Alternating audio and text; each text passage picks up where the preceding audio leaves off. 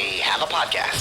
Diving deep into all things Texans, both on and off the field. Here's Sean Pendergast and Pro Football Hall of Famer, the General, John McClain. Welcome to Houtopia. All right, John, let's get to 4 stock up and 4 stock down, and we'll do this for the 53-man roster. 4 o'clock on Tuesday, Houston time, is when the rosters need to get cut down to 53. Now, this we know. Whatever that 53 looks like for the Texans at 4 o'clock on Tuesday, it could look very different come Wednesday after these hundreds of players get put onto the waiver wire. And the Texans basically have their pick of the litter. Pretty much any player that Chicago doesn't want, the Texans could take if they want to on the waiver wire. That's how it works. It goes via last year's draft order. Those are the teams that get priority in that order for players that get put onto waivers. So we know that there will be a 53 at 4 o'clock on Tuesday. And I would guess, John, I don't know, before we get into specific players, 4 stock up and 4 stock down, if you had to take a stab at it, how many players do you think Nick Caserio and DeMeco Ryans wind up plucking off of the waiver wire to swap out on their 53-man roster over those 24 to 48 hours after the cutdown deadline? When you have a new staff, including new coordinators, you're going to have a lot of changes. There are going to be some surprises that we're going to go, really? Wow. And when they make that at 3 o'clock Central, 4 Eastern, that they'll be constantly changing. I can't wait to see who they put on their practice squad, because there's guys from 49ers. Sean, we know there's going to be a couple of former Patriots in there that Nick Caserio was part of drafting that they're going to look at as well, because, you know, every time they bring in a player, I look to see where he used to be, and it's amazing how many of them started off with New England. So we got to watch those two. But I think when you have a new coaching staff, there's going to be more than there would have been if, say, Lovie Smith had come back. So I'm going to say they're going to bring in like 5 new ones. Yeah, because having that high, as you mentioned, having that high waiver claim is it's not what you want. Of course, you want to be last, but at this time of the year, that's good. No, I mean, John, it's almost like you're operating, when you're picking that high in the waiver order, it's almost like you're operating the NFL draft with an 8th, 9th, and 10th round. You know what I mean? It's like it's really like an adjunct to the draft, especially if it's guys you scouted and liked that get put out there, because, you know, everybody's got their own tastes and things, and there might be guys that weren't a fit for what they were doing in some place, might be a great fit for what DeMeco Ryans wants to do. All right, John, so let's do 4 stock up and 4 stock down for the 53-man roster. And we'll do the stock up. Let's do guys that we think, or maybe bubble guys that we think have made this 53. Who knows? By the time people are listening to this, maybe we'll have been proven wrong based on the cuts. So we caveat everything with, we're recording this at about lunchtime on Monday. And then the 4 stock down will be guys that we think maybe lost a roster spot, or at the very least have put themselves in a precarious position, because I don't think we can do a stock down without mentioning Kenyon Green at some point here. So let's start with the positive. Let's start with the stock up. 4 stock up, John. Who's a guy that you think has clinched a roster spot over these last couple weeks? A guy you've talked about a lot on this podcast, Mike Boone, the running back. You know, I went back and looked at his career. When he was in Minnesota, he had to start because of an injury in which he rushed for almost 150 yards. And the week before that, he ran for 2 touchdowns. So he didn't get a lot of playing time in Denver because he was on injured reserve for 2 years. But Mike Boone has looked good. He can catch. And Dare Gumbawale, if they really want him, they can cut him and put him on the practice squad because nobody else is going to claim him. But Mike Boone has solidified that 3rd spot. And truthfully, he's looked better running the ball in preseason than Devin Singletary has. Yeah, I'm glad you said that. Yeah, now Singletary will be the second back, but at some point, Dameon Pierce is going to get hurt, and that means Singletary and Boone are going to move up. And if Boone can stay healthy and avoid IR, which he couldn't do with Denver, he'd turn into a tremendous signing by Nick Caserio. Hold up. Why do you say at some point Dameon Pierce is going to get hurt? Why do you say that? because he's not going to stay healthy for 17 games. He missed almost 5 full games last year. So I'm guessing at some point he's going to get hurt and miss a game. Okay. Yeah. Maybe so. Over 17 only like 5 guys played 17 games on his team last year. No, I hear you. I hear you. It's I just stating it as if it's fact. It was just funny to me. You're just bitter because you lost your bet to Landry Locker with that injury, John. Yeah, we made so many bets since then. I can't keep up. All right. Mike Boone's a good one. John, I'm going to go Xavier Hutchinson, the rookie wide receiver out of Iowa State. We actually had him on the post-game show last night. He was great. He was a fun conversation. You can see just in talking to him, man, a lot of these guys you talk to, these young guys, you can really kind of see what D'Amico Ryans and Nick Caserio are looking for in terms of just the I would say football character of guys when you talk to them, how important it is to them. Xavier Hutchinson's a guy who was uber productive at Iowa State, put up big numbers at Iowa State. And he's a guy that you saw from the get-go, John, at training camp. He didn't look like a 6th-round pick throughout training camp, and certainly didn't look like a 6th-round pick last night when he had 4 catches for 48 yards, and he had to play on special teams. It was just a fraction of an inch away from being a fumbled punt. It just happened to hit his arm first when he drove the defender. As a gunner, he drove the blocker into the Saints punt returner. We asked him about that on the post-game show. I asked him about it. Has he ever, when was the last time he played special teams? He said, this is the first time he's ever played special teams in his career. But the special teams coach, Frank Ross, talks about the technique that he used, to try to push the guy into the return guy. So even though it grazed off of his arm, I still think that's something that the coaches probably took a look at and said, man, this is a kid who's making stuff happen, not only as a receiver, but on special teams as well. I think he was probably pretty solidly, maybe not 100%, but I think the possession arrow was pointed towards him making the team. But no question in my mind, he clinched his spot against the Saints on Sunday night. Everybody likes Hutchinson. He had 105 catches at Iowa State last year. And every time he's gotten an opportunity from the off-season program to training camp to preseason, he's capitalized on it. Yep. All right, John, who's your next stock up making this squad? Because there's so few that I think of, I'm going to say a practice squad guy because he's been really good. Okay. Khalil Davis, a veteran defensive lineman who had 4 quarterback hits against Miami. He had a sack, 2 quarterback hits, 2 tackles for loss against New Orleans. It doesn't matter if you're playing backups. You're supposed to do your job. He has. I'm guessing he'll end up on the practice squad because I don't think Big Heine's going anywhere. Kurt Hinish, he's gotten a lot of playing time and he makes plays, but no defensive lineman has made more plays than Khalil Davis in preseason. Yeah, I was a little nervous about a couple of the plays he made last night on Jake Heiner, that if it was a different officiating crew, there might have been some yellow laundry on the field. He was lighting up Jake Haener, the Saints quarterback, last night in that game. There's going to be some interesting cuts on that defensive line, John, both at the defensive end position, but especially that tackle position, because we know Malik Collins, Sheldon Rankins, and Hassan Ridgeway are all going to make the team. Those are veterans that they either signed as free agents or, in the case of Malik Collins, give a big extension to. So they're obviously on the team. And then you got Big Heine, you got Roy Lopez. You're right, Khalil Davis has done some things. Thomas Booker was a draft pick last year. I don't think he's making the team. I think my guess is he winds up back on the practice squad this year. So there's going to be some interesting decisions to be made. And Heinisch is interesting, John, to me. You look at him physically, and I feel like it's why he was undrafted. Like, I think a lot of teams look at him and go, well, look at him. That guy's not a guy that makes plays. He's just a big, heavy guy that you stick in the middle there.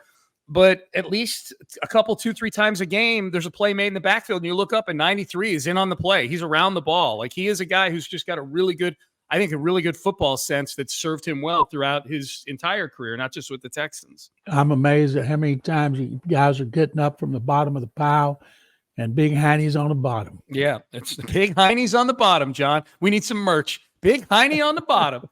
All right, my last stock up. And I don't know if this guy's going to make the team, but they signed him last week, 3rd-round pick in 2020, cornerback.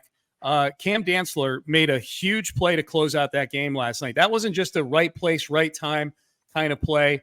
That was a play where he might have baited Jake Haener into the throw that was picked off. He certainly made a hell of a catch on the play. I mean, that was like a physical talent kind of thing. That was a wide receiver catch, John. That was a DeAndre Hopkins kind of catch on that interception by Dantzler to close out the game. I think cornerback's a really interesting position, John. I think Stingley, I think Steven Nelson, I think Desmond King, to me, are the only locks to make this team. I don't think Xavier Thomas has had a good training camp. I don't think Shaquille Griffin has been exactly what they hoped they were getting with him. So I think there's guys like Kadar Holman. I think there's guys like Cam Dantzler, that maybe Kobe Francis. I think that outside of the top three cornerbacks, I think anything can happen at that position. Dantzler is a guy who has third-round talent and was a really good player for Minnesota early on in his career. And to see him make that play to close out that game, he's a big kind of long athlete. I think he may have come in week before the season and got a spot on this 53. If I had to pick a surprise, I'd pick Kadar Holman. But thing about Xavier Thomas, I've seen a lot of people in the media speculating about him not making it. Last year, he was only judged by Pro Football Focus as being the best slot corner in the NFL. So if they did waive him, he would get a job in a heartbeat. It'd be easier to waive one of those other guys and put him on a practice squad. But they're definitely top heavy with corners. The backup safeties, MJ Stewart and Eric Murray, had to play a lot in the preseason. But it's a good problem to have, in which the Texans might have too much talent and might have to cut somebody they don't want to cut. Do they only have 4 safeties on the team, John? I mean, Eric Murray and MJ Stewart were in at the end of the game yesterday. Like, do they have any safeties outside of Petrie, Ward, and Murray and Stewart on this team? They only have 4 that they want. That's pretty obvious, as much playing time as those guys got. Yeah. Now, they could get somebody off the wire, because there's going to be a lot of players who were drafted high, and I'm not talking about first and second, but third-round picks like Dantzler, who are going to be available. And Chicago can't claim them all. The Bears think they're going from worst to first, and they must think they actually have a good roster instead of the one that was so pathetic last year. But I think it's going to be so much fun to see who the Texans keep, and guys they let go are going to get jobs quickly with other teams. Let's do 4 stock down, John. You go first. What's your first stock down? Last year's 15th overall pick, Kenyon Green, demoted to the second team, gave up a terrible sack, got hurt, came out, stood on the sideline. He's just been a huge bust to this point. Now, he can come back and turn it all around, but it's scary. He should be in shape after missing so much of the offseason program. He should be doing better at this point, but he just got abused on that sack. It was embarrassing. And then he grabbed his arm where he got hurt. But, man, Michael Dieter didn't start a game last year, and he's just starting left guard. Give me a break. Maybe it'll end up being Josh Jones, even though he's a better tackle. He started, I think, 9 games at left guard. But, boy, left guard is a problem created by Kenyon Green. And if he busts, that'd be a terrible decision by Nick Caserio and Lovie Smith a year ago. Yeah, that's not trending in the right direction. John, I'm never a fan of taking guards with the 15th overall pick. That's a position to me that the ceiling on the impact that a guard can have on your team, to be taking him 15th overall, where there's every year inherently, there's guys who just play bigger impact positions out there than 15th overall. I mean, you better be, you better be John Hanna, to conjure up an old school Hall of Fame name. If you're drafting a guard with the 15th overall pick, even if Kenyon Green had stayed healthy and was an average NFL player right now, to me, that's just a poor use of resources. My first stock down is one that you texted me about last night, so maybe I'm stealing it from you.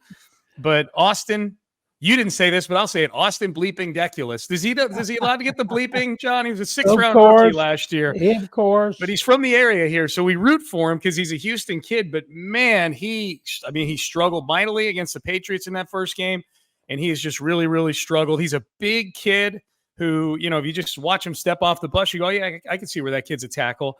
And then you watch him move throughout this training camp, and it just hasn't been good.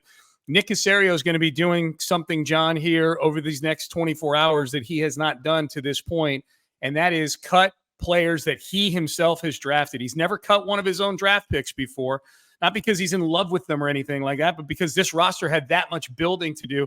There's enough quality players in the building now where there's no scraps in his scrapbook. I think Austin Deculus is one of a small handful of guys that Nick Caserio has handpicked that could be gone. He is my first stock down. And for that reason, if they like him in practice, then they can always put him on the practice squad, because I can't see anybody claiming him based on the tape they would have seen in this preseason. That's right. And I think if they claim him, they have to put him on the 53, right? If another team claims him off waivers, I believe, right? If another team claims him, then he's got it. If another team claims him, they've got him. Yeah. Under any circumstances. Okay, gotcha. All right, who's your next stock down, John? Well, you don't catch punts on the 2-yard line. Steven Sims, who shouldn't be returning punts, Tank Dell suited for obvious reasons. He got a punt on the 2, maybe it was a 3, I forget, but I remember going, "Oh my God, he shouldn't be doing that. These guys should have more sense than that." And then he made a really good catch on the sideline for a big game, but he pushed off. It was offensive pass interference. The only reason they would keep him is if indeed they wanted him to return punts and kickoffs, but Frank Ross should not want him to return punts, because that should be Tank Dell. Yeah, I don't want him on the roster because I don't want any temptation to not have Tank Dell returning punts on this. Absolutely. Team. Yeah. So yeah, I'm with you on Steven Sims.